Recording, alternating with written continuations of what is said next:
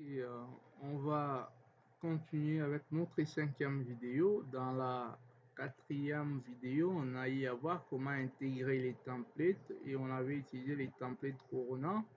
C'est-à-dire que pour n'importe quel template que vous aurez, vous allez suivre la même démarche, mais en respectant au moins la construction de ces templates-là. Je vais essayer de lancer les rendus pour voir à quoi ça ressemblait. Je vais arrêter les serveurs avec CTRL-C. CLS pour nettoyer. Je vais faire un run serveur. Je vais voir. Voilà, ça ressemblait à ça. Ça, c'est bon. Maintenant, la logique est que quand on programme, surtout la programmation web, la structure de la page est presque la même pour toutes les pages. Sauf qu'il y a un bloc qui change de contenu. Ce bloc-là, on l'appelle le content. C'est-à-dire, nous avons presque quatre blocs. Il y a le header, c'est-à-dire l'entête de la page. Il y a le menu. Il y a aussi le footer, footer qui est là, le pied de page. Et il y a les contents, c'est-à-dire les contenus de la page. C'est-à-dire qu'une page web a la même structure par rapport au menu, par rapport à l'entête, par rapport au pied des pages qu'on appelle footer. Mais ce qui change, c'est les contenus. Je pense que vous l'avez déjà remarqué. Quand vous appuyez, vous venez là, par exemple, vous voyez, il m'amène sur notre page parce que ce n'est pas encore bien modélé, ce n'est pas grave. Mais quand je viens là, c'est-à-dire que tout ce qui va changer, c'est les contenus ici. Mais la structure de ma page ne va pas changer. Alors, la logique est qu'on doit créer une page qu'on doit appeler une page modèle parce qu'en Django, on fait aussi ce qu'on appelle l'héritage, c'est-à-dire qu'une page HTML peut hériter de son ami page, peut hériter les comportements d'une autre page. Alors, on doit nous dire que la page index doit rester comme notre page modèle, que toutes les pages vont hériter et tout ce qui changera pour chacune des pages, c'est les contenus. Alors, comme la page index sera considérée comme la page modèle, c'est-à-dire qu'au niveau des contenus, on doit tout nettoyer, que les contenus restent vides parce qu'il variera par rapport au comportement de chaque page. Alors, ce qu'on va faire, on va entrer dans la partie code. Je viens là dans la partie code. Donc, tous les designs qu'on vient de voir là figurent dans ces morceaux de code qu'on peut bien voir à ce niveau. Alors, tout ce qui importe, c'est de chercher l'endroit où se trouvent ces codes, les codes du millier qu'on appelle les contents, les supprimer pour que les milliers restent vides et qu'ils puissent varier par rapport au comportement de chaque page. Je vais rentrer au niveau de mon code. Comme je vous avais dit, là, on appelle ça content. Donc, les contents, des fois, dans plusieurs templates, parce que la construction n'est pas la même, dans plusieurs templates, il y a un comportement qui change, mais sachez quand même que c'est la partie content. Dans les templates, on sait quand même définir que les contents commencent par là et finissent par là. Donc, tu peux les couper soigneusement. Je vais chercher la partie content. Des fois, on la nomme soit pair content. Je vais taper soit pair. Je fais CTRL F et la zone de recherche qui sort là, je peux taper soit pair ou soit content. Il va me trouver quand même une chose. Je fais Enter. Enter encore. Je vais chercher quand même là où il a démarré bien. Voilà. Soit pair. OK. Je vais chercher ça calmement. Voilà, ça y est là. Vous voyez, il m'a écrit content soit pair. Voilà. C'est-à-dire que content a démarré à partir de là. C'est là où il a démarré. C'est-à-dire que les blocs de contenu démarrent par là. Maintenant, on doit supprimer cette partie et on doit créer un bloc Django qu'on doit appeler bloc content qui commencera à varier par rapport à chacune des pages. Je vais supprimer à partir de là, je peux cliquer là, je maintiens Shift avec touche de direction qui descend, je vais descendre calmement pour ne pas ignorer là où est mis la fin de ces blocs. Je vais aller soigneusement, doucement, pour bien le faire. Donc, en faisant ça, faites ça avec vraiment beaucoup de prudence. Si vous supprimez mal, ça va déformer beaucoup de choses. Hein, beaucoup de choses. Donc, prenez soin de bien le faire. Voilà, il m'a dit content swapper end, c'est-à-dire qu'il s'est arrêté là. Je vais supprimer avec CTRL X. Je ne supprime pas CTRL X parce que je vais garder ça quelque part. Ça sera important pour moi. Et à ce niveau, je vais créer un bloc content, c'est-à-dire que pour chaque page, il va commencer à appeler ce bloc content vide et il va mettre les contenus que lui veut. Pour créer un bloc Django, je vais mettre les broquettes Alt Gr4 pour ouvrir les accolades Alt Gr4, pourcentage. Après, je vais dire bloc, je vais l'appeler bloc content, c'est-à-dire c'est un bloc qui va contenir les contenus de la page, qui est variable. Je vais fermer ça en disant end bloc content, c'est-à-dire que la fin du bloc content. Voilà. Donc, pour le moment, ça doit rester vide. Et je vais essayer quand même de supprimer cette page. Je l'avais créée sans vous. Je la supprime. Et je vais la recréer. Je vais créer une page qui va s'appeler code pour essayer de coller ce que j'ai à couper ici parce que j'en aurai besoin pour la page dashboard ou tableau de bord. C'est la page qui fait vraiment les statistiques de l'application. Je ne peux pas jeter ces codes-là pour le moment. Je peux créer un fichier ici que j'appellerai code tout court. Et quand j'en aurai besoin, je viendrai me ressourcer ici. Alors, voilà, je vais coller ça ici. Je colle. Voilà, c'est un code de réserve. OK, maintenant je vais essayer de voir à quoi ça ressemble. Ah, vous voyez que les contenus maintenant, il n'y a pas de contenu. C'est-à-dire que la page modèle est maintenant vraiment bonne pour nous. Vous voyez que ici, j'ai les menus. De l'autre côté, j'ai l'entête et j'ai le footer qui est monté bien sûr parce qu'au milieu, il n'y a pas de contenu. Quand il y aura des contenus, le footer va essayer de descendre et on va essayer de modeler, de changer les menus, les noms de menus et autres. Alors moi, ce qui m'intéresse, c'est que cette page devait rester comme la page modèle et que d'autres pages doivent hériter maintenant les comportements de cette page index comme la page modèle. C'est-à-dire on doit créer maintenant une page que je vais appeler la page home qui sera comme la page par défaut qui va remplacer la page index parce que index devient la page modèle. Home sera la page de démarrage qui va faire les statistiques ou la page qu'on va appeler des tableaux de bord, des dashboards. Je vais essayer de la créer. Clic droit, je dis fichier, je dis home.html.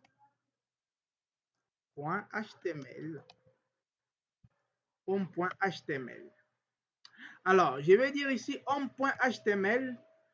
Je viens au niveau de view d'abord. Vous voyez, on a créé la méthode index qui permettait d'appeler la page index. Et on a créé aussi une route au niveau des URL pour que cette page soit appelée.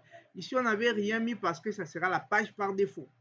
Maintenant, vous savez que la page index n'est pas encore la page par défaut, c'est-à-dire on doit changer quand même cette méthode. On va l'appeler la méthode home parce que index est devenu maintenant la page modèle. Et ici, je vais appeler non index, mais plutôt home. Home, voilà. Et au niveau des URL, je vais dire, c'est pas index, mais plutôt c'est home. Index est devenu notre page. Voilà, il ne reconnaît pas index, c'est-à-dire ici on doit effacer index, il doit nous importer home comme on l'a fait dernièrement. Et je vais essayer d'actualiser, vous verrez que home, comme il n'a rien comme code, vous voyez la page est encore vide. Alors ce qu'on va faire, en Django on peut faire ce qu'on appelle l'héritage, c'est-à-dire que les pages peuvent s'hériter entre elles. Home maintenant doit quand même afficher tous les contenus que Index nous affichait. Donc tous ces codes ici doivent être aussi repris au niveau de Home. Mais si on le fait de manière un peu primaire, avec beaucoup de petitesses, on viendra peut-être copier ces codes ici comme ça. CTRL A, CTRL C, on vient dans Home, on va coller, voilà. Je peux enregistrer, je vais actualiser. Ça vraiment c'est avec la petitesse. En Django, les choses ne se font pas comme ça. Je vais effacer tout ça. C'est-à-dire qu'à la place de reprendre un code mettre foi dans vos pages, on peut créer une page modèle. Comme ça, les restes des pages-là vont commencer à hériter les comportements de ces pages-là. C'est-à-dire, à la place de prendre ces codes-là, venir les coller ici, on va faire ce qu'on appelle l'héritage. Donc, cette page doit hériter les comportements de la page index. Pour le faire en disant, on va dire bracket, pourcentage, pourcentage. On va dire extends, le mot-clé qui permet de faire l'héritage. Extends, nom de la page, c'est index. Index.html. Voilà. Extends. Pas avec ces extends. Donc, si c'est bien fait, vous verrez que la page index va hériter les comportements, ou la page home, allais-je dire, va hériter les comportements de la page index. Et je reviens ici, je vais essayer d'actualiser. Ça sera la même chose. Voilà, vous voyez que c'est la même chose. À la place de prendre le code, venir copier, cette ligne permet déjà d'hériter les comportements. Maintenant, j'avais dit que chaque page peut hériter les comportements de la page modèle, mais ce qui va changer, c'est les contenus. Vous voyez que les contenus sont encore vides. Or, dans la page index, on avait créé un bloc qu'on appelle content, c'est-à-dire que ce bloc, on doit l'appeler sur cette page-là pour qu'on puisse ajouter maintenant les contenus par rapport, propres à home. Qu'est-ce que je vais faire? Je vais ouvrir les blocs content. J'ai dit bloc content. Oh, il faut ouvrir les brackets. Pourcentage. Bloc content. Et je vais faire end block content.